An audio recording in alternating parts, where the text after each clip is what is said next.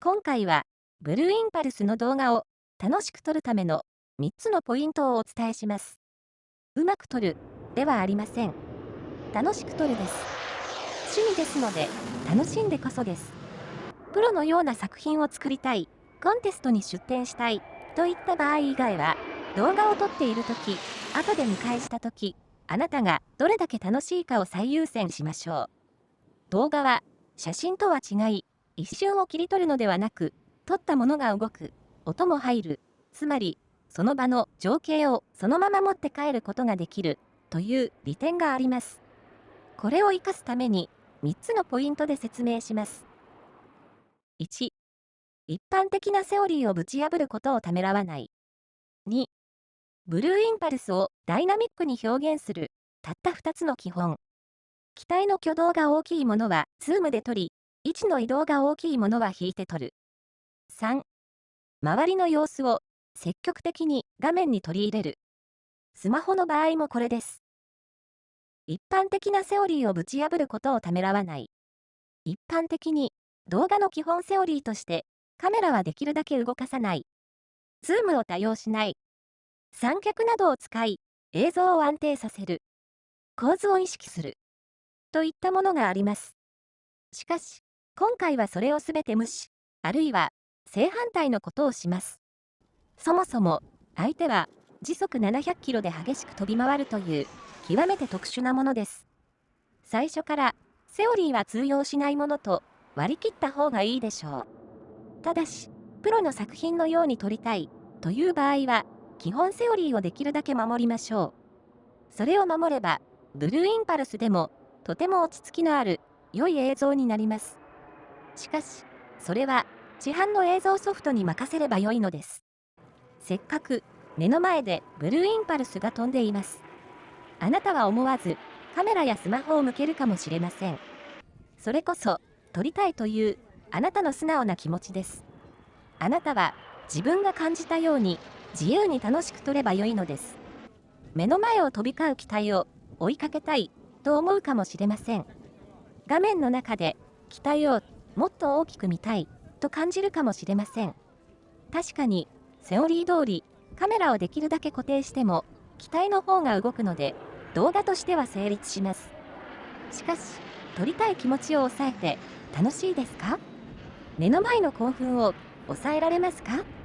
もう自分の気持ちに任せ思い切ってカメラを振り思い切ってズームしてください。大きくブレるかもしれませんが構いません。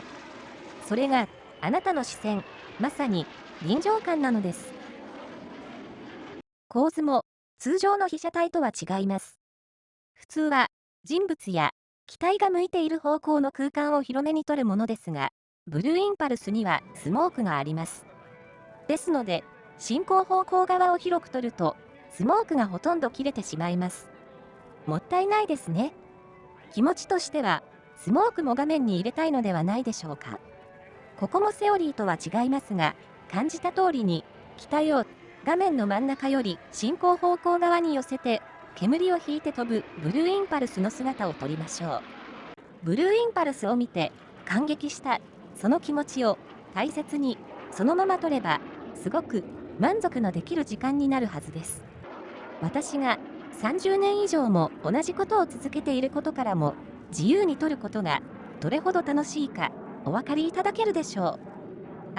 ただし、上達しないと言われればそれまでです。でも、楽しければいいのです。ね。そんな中でも、ほんの少し気をつけるだけで、撮る楽しさ、見る楽しさが何倍にもなります。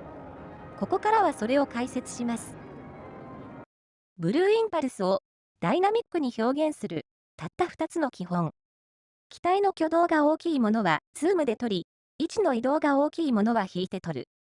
まず、機体の姿勢変化が大きいときはズームで撮りましょう。自分の数百メートル先を飛んでいる機体は、ズームしないととても小さく映ります。せっかく背面飛行や連続横転をしていても、後で画面で見たときに何をやっていたのかよくわかりません。ならば、思い切って機体にズームするといいでしょう。ぐるぐると激しく動く機体を見ることができます。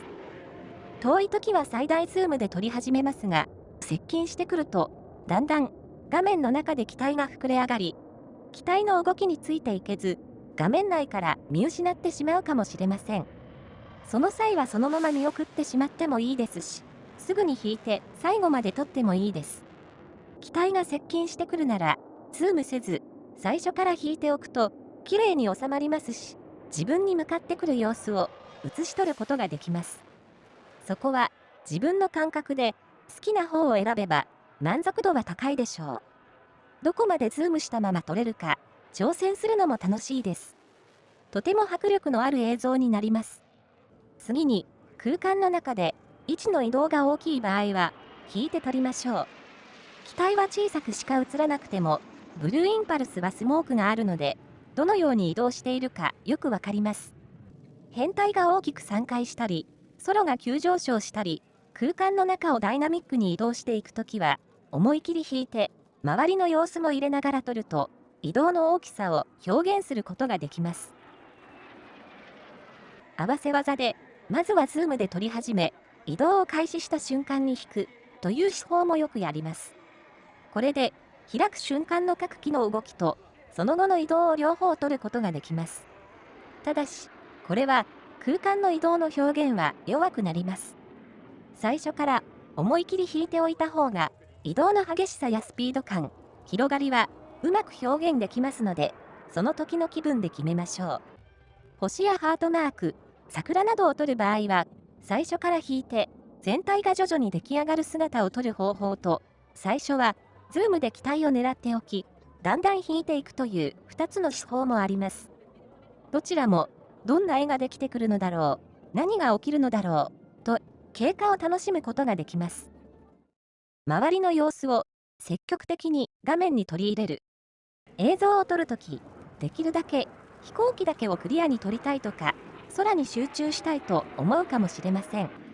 しかし、飛行機だけの映像は後で見たとき、単調に感じます。また、快晴の日は空だけ撮ると背景の変化が少ないため、スピード感や機体の躍動感も出にくくなります。それに、どこの基地で撮っても、どこのイベントで撮っても、同じような映像になり、飽きてきます。撮るときには、周りの様子を一緒に映し込めば、変化に富んだ、とても楽しい映像になります。特に、地方でのイベントでは、その地域ならではのものも一緒に映し込めると、最高ですね。会場でも最前列に陣取るより、後方で会場全体も見渡せる位置に立った方が、会場の雰囲気がわかる、臨場感のある映像になるでしょう。スマホで撮る場合は、ほとんどズームできませんので、必然的に広く撮ることになります。その際も、地上を範囲外と思わず、むしろ、積極的に取り入れましょう。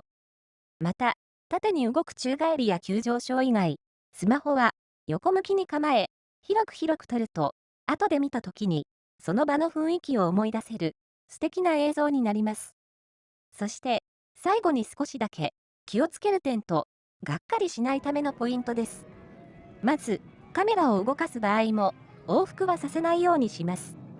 右へ振り、左へ戻り、とやると、とても落ち着きのない映像になります。これは、動画撮影の基本ルールの一つですが、ブルーインパルス撮影の場合にも大切な点です。画面の中で変態が広がり、どれを撮っていいかわからなくなった場合も、割り切って最初に追った機体を追い続けましょう。次に、目では機体が見えているのに、画面の中に捉えられない場合です。とても焦りますし、撮り逃すと、がっかりします。この場合は、周りの雲の形や、地上の目標物を参照点に、機体を探しましょう。また、空の中でブルーインパルスを見つけられないときは、周りの巨大なカメラを持ったベテランが見ている方向を探しましょう。きっと、そちらからやってきます。そして、スモークが出ている間は、まだアクロバットが続いているので、撮り続けましょう。遠くへ行ったと思い、録画を止めた途端、機体が大きく動いて、慌てることになるかもしれません。このように、難しい動画テクニックは気にせず、その時に自分が感じたままに、自由に楽しく、そして、ほんの少しだけブルーインパルスに特化したことに気をつければ、その場でも、後で見返した時にも、とても楽しむことができるでしょう。ぜひ、航空祭やイベントの会場で、生のブルーインパルスと向き合い、自分だけの思い出を作ってください。